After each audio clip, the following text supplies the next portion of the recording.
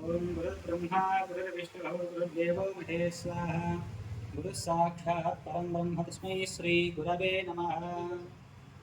गणपतिं हवामहे कविं कवीनामुपमश्रवस्तमं ज्येष्ठराजं ब्रह्मणां ब्रह्मणस्पतः मानस्सन्वन्नोतिभिश्रीरसादनम् प्रणो देवी सरस्वती वाजेभिर्वाजनीवती दीनामवित्रयवतु श्री गणेश शारदा गुरुभ्यो नमः। श्री सरस्वत्यै नमः। श्री गुरुभ्यो नमः। हरि ओम। భక్త మహాశైలకు నమస్కారం.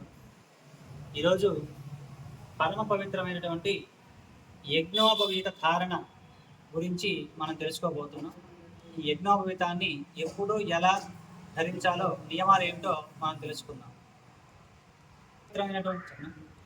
పరమ పవిత్రమైనటువంటి ఈ యజ్ఞోపవీతాన్ని ఎన్ని విధాలుగా ధరించాలో మనం తెలుసుకుంటూ ఉన్నాం. ముందుగా ఈ యజ్ఞోపవీతాన్ని సవ్య దిశలో ఈ విధంగా ధరిస్తారు. దీన్ని ఉపవీతి అని అంటారు. ఉపవీతి అని అంటే జన్యాన్ని కుడి చేతి వైపుగా ఎడమ భుజం మీద ఉంచుకొని ధరించేదానిని ఉపవీతి అని అంటారు. ఈ ఉపవీతిని పుణ్య కార్యక్రమాల్లో, దేవతా కార్యక్రమాలలో, కళ్యాణ కార్యక్రమాలని నిర్వహించడానికి, యజ్ఞయాగాది క్రతువులని నిర్వహించడానికి ఉపయోగిస్తాం. అదేవిధంగా నివీతి, అదేవిధంగా సంవీతి.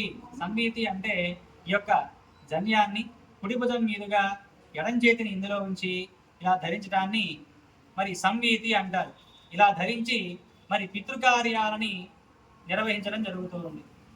పితృతర్పణలు కానీ, పితృకార్యాలు కానీ, శ్రాద్ధకర్మలు కానీ నిర్వహించడం జరుగుతూ ఉంది. అదేవిధంగా స్నానం ఆచరించేటువంటి సమయంలో, మరి భార్యాభర్తలు శృంగారాన్ని జరిపేటువంటి సమయంలో ఈ యొక్క జన్యాన్ని ఇలా దండలాగా ధరించాలి.